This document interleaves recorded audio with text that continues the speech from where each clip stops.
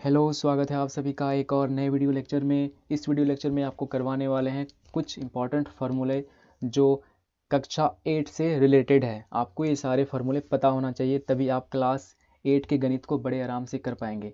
सारे फार्मूले इंपॉर्टेंट है, तो आपको सारे फार्मूले को नोट कर लेना है। तो चलिए स्टार्ट करते हैं पहले फार्मूले से। पहला फार्मूला आपको लिखवाते हैं वर्ग का। तो वर्ग का फार्मूला लिखवाने के लिए एक वर्ग बना लेते हैं पहले, उसके बाद आपको इसका सारा फार्मूला लिखवाएंगे। तो वर्ग एक कैसी आकृति है? वर्ग एक चतुर्भुजाकार आकृति है और जिसकी चारों भुजा क्या होता है? बराबर। ठीक है, इसकी चारों भुजा क्या होती है? बराबर।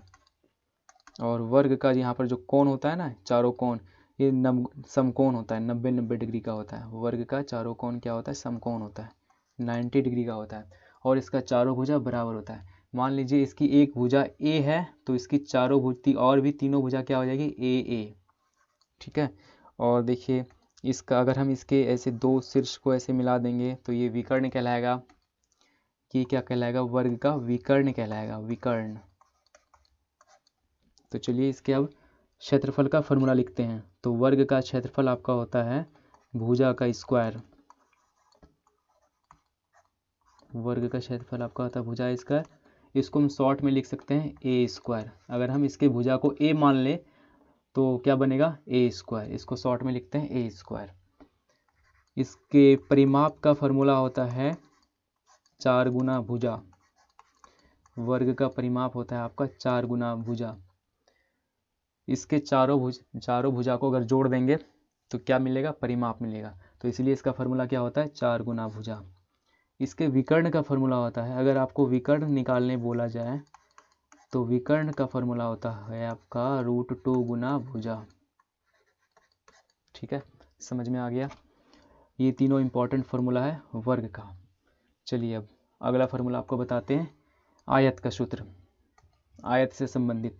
तो इसके लिए सबसे पहले एक आयत बना लेते हैं। तो आयत कैसी आकृति है? आयत भी एक चतुर्भुजाकार आकृति है जिसके आमने सामने की भुजा होती है बराबर। ठीक है, ये है आपका आयत। ये होता है आमने सामने की भुजा बराबर। ये है आयत की लंबाई और ये है आयत की चौड़ाई, और ये हो जाएगा आपका आयत का विकर्ण। तो आयत का क्षेत्रफल आपका हो जाएगा लंबाई गुना चौड़ाई, और इसका परिमाप आपका होगा, आयत का परिमाप 2 गुना 2 इंटू लंबाई प्लस चौड़ाई। और आयत का विकर्ण होगा आपका, आयत का विकर्ण बराबर होगा अंडर रूट लंबाई का स्क्वायर प्लस चौड़ाई का स्क्वायर। ठीक है, लंबाई और चौड़ाई का मान दिया रहे, आपको पूछे आयत का विकर्ण निकालिए, तो आपको क्या करना है? लंबाई का वर्ग करना है प्लस चौड़ाई का वर्ग करना है और इसका फिर वर्गमूल निकालना है। तो इससे आपका आयत का विकर्ण निकल जाएगा। ठीक है, तो ये तीनों फार्मूला इंपॉर्टेंट है आयत का। चलिए अगला फार्मूला आपको लिखाते हैं समचतुर्भुज का। ठीक है, तो कैसा होता है समचतुर्भुज? समचतुर्भुज जिसकी चारों भुजा तो बराबर होती है, ठीक है, लेकिन इसका कोण 90 डिग्री का नहीं होता है, ये आपका होता है समचतुर्भुज। समचतुर्भुज क्या होता है? जिसका चारों भुजा तो बराबर होगा वर्ग की तरह, जैसे वर्ग का चारों भुजा बराबर होता है लेकिन उसका चारों कोण 90-90 पे होता है ना। लेकिन समचतुर्भुज का भी चारों भुजा तो बराबर होगा लेकिन इसका ये कोण जो है ये 90 का नहीं होगा, इसलिए ये कहलाता आपका समचतुर्भुज। समचतुर्भुज। ठीक है, तो समचतुर्भुज का क्या हो जाएगा क्षेत्रफल? तो समचतुर्भुज का देखिए क्षेत्रफल क्या हो जाएगा आपका, हाफ इंटू पहला विकर्ण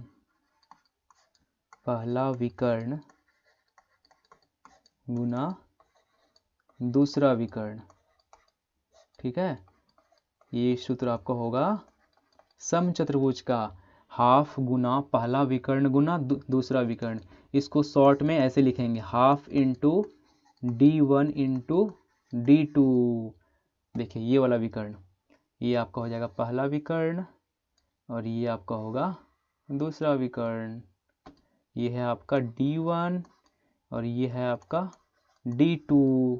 ठीक है, अब देखिए ये है इसकी ऊंचाई, देखिए ये इसकी ऊंचाई है ना, ये है इसकी ऊंचाई। अगर आपको इस समचतुर्भुज का आधार का मान दिया रहे, ये आधार का मान दिया रहे और ऊंचाई का मान दिया रहे, तब इसका क्षेत्रफल का फॉर्मूला क्या हो जाएगा, आधार गुना ऊंचाई। ठीक है, तो अब इसका क्या फॉर्मूला बन जाएगा, आधार गुना ऊंचाई। जब समचतुर्भुज का आधार और ऊंचाई का मान दिया रहे तब ये वाला फॉर्मूला लगाएंगे, जब इसके दोनों विकर्ण का मान दिया रहे तब ये वाला फॉर्मूला लगाएंगे। ठीक है ना, समझ में आ गया। तो चलिए अगला होता है आपका समलंब चतुर्भुज। ये देखिए ये ऐसा आकृति होता है समलंब चतुर्भुज का। आपको आकृति भी साथ साथ में बनाना है कि किसका कैसा होता है, तब आपको याद रखने में आसानी होगा। और ये होता है समलंब चतुर्भुज की ऊंचाई। ठीक है ना, ये ऊंचाई है। आपको हमेशा ध्यान रखना है कि ऊंचाई तिरछी नहीं होती है, ऊंचाई हम मापते सीधे खड़ी वाली, ये ऊंचाई है। ठीक है ना। और देखिए समलंब चतुर्भुज क्या होता है आपका, जिसका एक जोड़ी भुजा समांतर हो। देखिए ये भुजा इसके समांतर है। देखिए ये दोनों समांतर नहीं है, ये दोनों समांतर नहीं है। तो समलंब चतुर्भुज के क्षेत्रफल का आपका फार्मूला बनेगा हाफ गुना ऊंचाई इंटू, ये देखिए समांतर भुजाओं का योग, मतलब ये भुजा और इस भुजा का योग। तो यहाँ लिखेंगे हाफ गुना h इंटू समांतर भुजाओं का योग। ठीक है, भुजाओं का योग, ये आपका हो जाएगा समलंब चतुर्भुज के क्षेत्रफल का फॉर्मूला। ठीक है, ये इसके लिए इंपॉर्टेंट है। चलिए अगला आपको बताते हैं, अगला फार्मूला आपको बताते हैं त्रिभुज का। ठीक है, कि त्रिभुज का क्या फार्मूला होता है, त्रिभुज का क्षेत्रफल कैसे निकाला जाएगा। तो 8 क्लास में जो है त्रिभुज का, उसके बारे में आपको बताते हैं। ऐसे त्रिभुज का फार्मूला तो अलग अलग होता है, एक होता है आपका समबाहु त्रिभुज का अलग फार्मूला हो जाएगा, लेकिन जो एक इम्पॉर्टेंट फार्मूला है उसको बताते हैं। ये फार्मूला सभी त्रिभुज के लिए अप्लीकेबल है। अगर आपको त्रिभुज की ऊंचाई दिया रहे और ये आधार दिया रहे, तो त्रिभुज का क्या होता है क्षेत्रफल का फार्मूला, हाफ इंटू आधार गुना ऊंचाई। ठीक है, आपको अगर त्रिभुज का क्षेत्रफल निकालने बोले तो आपको क्या करना है, हाफ गुना आधार गुना ऊंचाई। देखिए ये त्रिभुज का क्या है, ये वाला, ये है त्रिभुज का आधार, ये है त्रिभुज की ऊंचाई। ठीक है, दोनों को गुना करके 2 से भाग कीजिएगा तो आपका क्या निकल जाएगा, त्रिभुज का क्षेत्रफल। त्रिभुज के क्षेत्रफल का और भी अलग अलग फार्मूला होता है, जो अभी आपको नहीं करना है, वो आपको आगे वाली क्लास में करना है। ठीक है, 9th में करना है।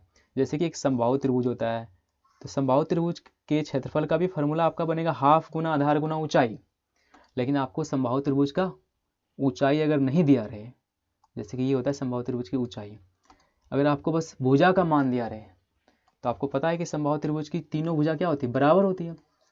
तो समबाहु त्रिभुज के क्षेत्रफल का फॉर्मूला बन जाता है √3/4 इंटू ए स्क्वायर। लेकिन ये आपको आगे की क्लास में करना है, 10th में करना है। ठीक है, ये अभी आपके लिए उतना ज़्यादा इंपॉर्टेंट नहीं है।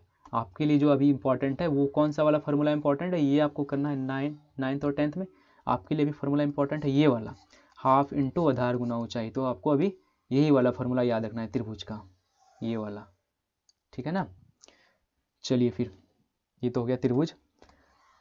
आगे देखिए अगला फार्मूला करवाते हैं आपको। अगला फार्मूला लिखिए, अगला फार्मूला है आपका बीज गणित से। ठीक है, बीज गणित,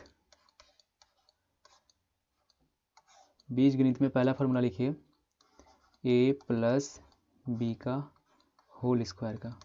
क्या होता है formula, a square plus B square plus 2ab। ये हो जाएगा a प्लस बी के होल स्क्वायर का फार्मूला। ठीक है, एक होता है आपका a माइनस बी के होल स्क्वायर का। तो a माइनस बी के होल स्क्वायर का फार्मूला आपका हो जाएगा a square plus B square minus 2ab।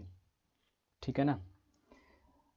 अगला लिखिए फार्मूला, अगला फार्मूला होता है आपका a plus b into a minus b. तो इसका आपका फार्मूला हो जाएगा a square minus b square का।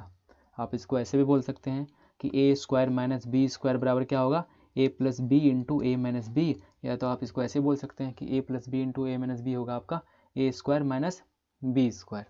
ये 3 फार्मूला आपके लिए काफ़ी इंपॉर्टेंट है बीजगणित से। और इससे आगे भी आपको ये फार्मूला भी नोट करना है तो आप इसको भी कर लें, ए प्लस बी के होल क्यूब का। इसका फार्मूला आपका होगा A cube plus B cube plus 3a square B plus 3a B square. एक फार्मूला आप नोट कीजिए, a माइनस बी के होल क्यूब का। इसका हो जाएगा a cube minus B cube minus 3a square B plus 3a B square. चलिए अगला नोट कीजिए, इसमें a cube plus B cube का फार्मूला आपका हो जाएगा a plus b into a square minus a b plus B square. अगला लिखिए a cube minus B cube का। इसका आपका हो जाएगा a minus b into a square plus a b plus B square. ठीक है, आपके लिए बीजगणित का इतना ही फार्मूला भी काफ़ी है। ठीक है, इतना ही फार्मूला आपको इम्पॉर्टेंट है आपके लिए, आपको बस इतना ही याद करना है।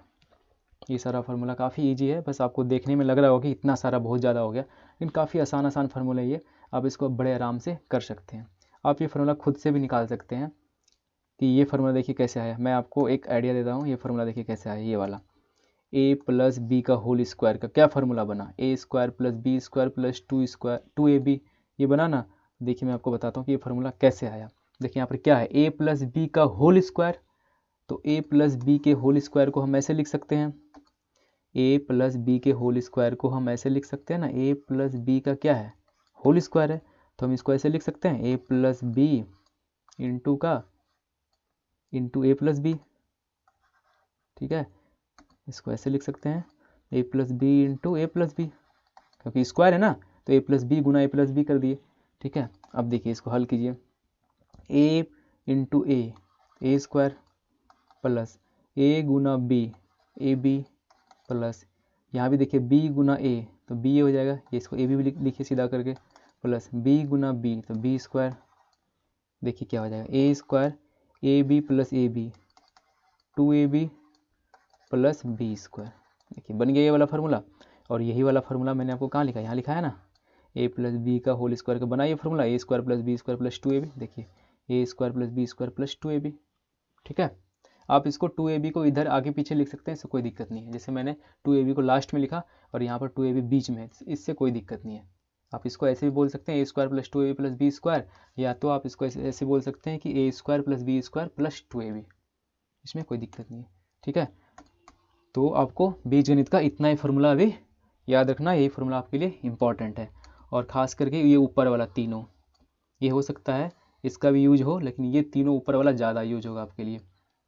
ठीक है, तो मैंने आपको क्या क्या करवाया, वर्ग का फार्मूला लिखवाया, आयत का लिखवाया, समलंब का लिखवाया, समचतुर्भुज का लिखवाया, त्रिभुज का लिखवाया, और ये बीजगणित का लिखवाया। तो इतना आपके लिए काफ़ी इंपॉर्टेंट है अभी के लिए। आपको और भी कुछ बता देते हैं थोड़ा त्रिभुज से रिलेटेड, जो कि आपके काम आएगा, और ये सारा बात आपको पता भी होगा कि त्रिभुज के तीनों कोनों का योग कितना होगा आपका। देखिए मान लीजिए त्रिभुज है आपका ए बी सी, तो त्रिभुज के तीनों कोनों का योग कितना होगा आपका 180 डिग्री। तीनों कोनों का योग होगा आपका 180 डिग्री। उसके बाद और देखिए त्रिभुज के बाह्य कोण, जैसे ये त्रिभुज का बाह्य कोण है ना, ये बाह्य कोण किसके बराबर होगा, अंतःसम्मुख कोण के बराबर। इसके सामने कौन कौन सा कोण है, ये वाला और ये वाला, इसके बराबर होगा।